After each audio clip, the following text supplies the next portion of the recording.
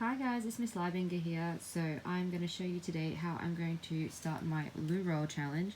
I've been inspired to do a Harry Potter themed style loo roll, and I'm going to do that by transferring his marvelous eyes onto the actual loo roll. I'm going to cut the holes out where the glasses would be, and he should be able to look through it and see his eyes underneath. And the way I'm going to accomplish that is by, well, not his eyes necessarily, but you'll see in a minute, is by getting a piece of paper, which I've already cut to be a similar size to the back of the loo roll, where I'm going to slot it in later. So I've actually been really inspired by this particular image that I saw online, and so it's actually the scene between Harry and Voldemort fighting instead of the eyes themselves, so it should be quite interesting.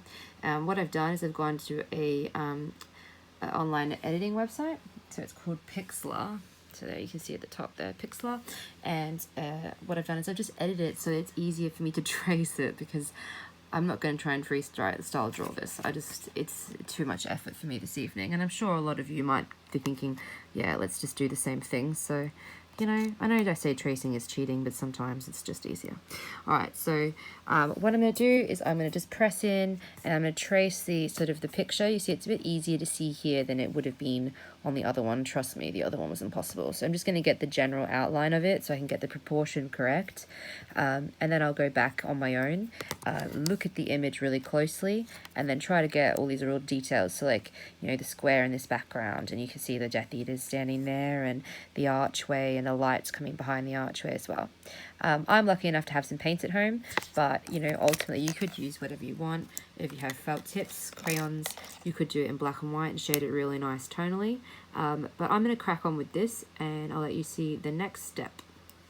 Alright, so you can see here that I've just sort of traced the really vague outline. I've just done like where all the figures are and where the floor is and the proportion and everything, because to be honest, it was really too difficult to see through the computer into the piece of paper that I had. If you had a thinner piece, it might have been easier.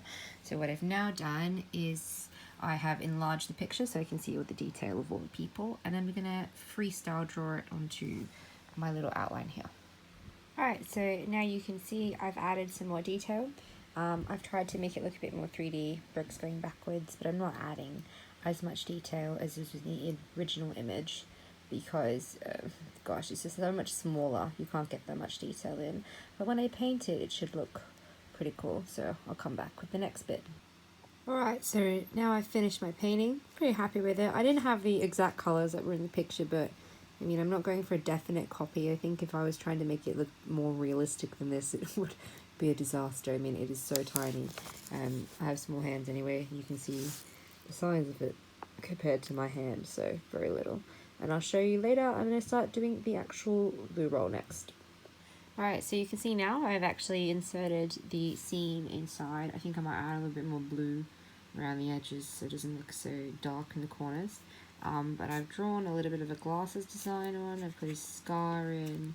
I'm just going to figure out what to do down here, because I haven't really quite got that far. But yeah, it looks pretty cool. I painted all the inside black so that when you twirl it, you don't really see. It's a bit shiny difference, but that'll change when it dries. You can see like it's all black all the way through. So it should be pretty cool when I'm finished. Alright, so I've got my eye inside, and I'm going to paint Harry's face on. So you see I've marked out where the nose is going to go. I've made some marks where his eyebrows are. I'm not really that confident on the eyebrows, so I'll come back to them later. And I've just marked up to where I think his hair is going to go. Because remember, this is a 3D project, so I want to make sure it looks cool all the way around. So we'll figure out what we're going to do down here in a minute. So what I'm going to do first is I'm going to paint the skin colour on, and then I'm going to add all the other things on top later. I'm going to try and make it not realistic, but I'm going to add some other colours. So I'm going to use this really pale yellowy kind of colour. And I might mix a bit of this pinkish sort of colour in with it to make a skin colour. And then I'm going to use a little bit of what I have left here with this yellow, some more of this, and some of this greyish brown colour to add some like depth and dimension to it to make it look more realistic / 3D or like skin. So I'm just going to avoid the hair, avoid I'm just going to paint straight over the glasses so I can draw them back on. It's not a big deal. Paint over his eyebrows, the scar and everything. And so painting's all about layering. So once I've done a good layer of that, then I can start adding on other things like the eyebrows and the glasses and the hair. So I'll start giving it a go, and I'll update you when I have finished adding the skin. Alright, so now I've painted the skin on. You see I've added a little bit of texture where the skin is. Oh, sorry, it's upside down. You can see I've added a bit of the scar, under the scar there. The scars aren't all just one big thing. What I'm going to do now is I have this stuff called structure gel. So you can see it's like this thick paste. You could use really anything else. You could apply like, I know, glue, like if you have some super hot glue, or roll up some bits of tissue paper and wrap it around instead. But I'm going to use this stuff, a heavy structure gel, and I'm going to apply that around the outside rim, see around here, where the glasses would go, to sort of make a 3D glasses effect. And from there, I'm going to paint them when it's dry. This stuff will actually be kind of clear, but still three-dimensional. And when it's dry, I'm going to mix this, because I don't really have a brown, this colour and a combination of that colour there that's open together, and maybe use a bit of the black as well to create the glasses on the front. Alright everyone, so now you can see my finished Harry Potter glasses on my loo roll.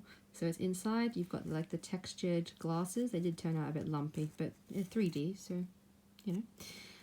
As I roll it around, you've got his eyebrows. I've done the scar, some hair, and then I just sort of left it at the bottom. And you see it around, so let me roll it around again.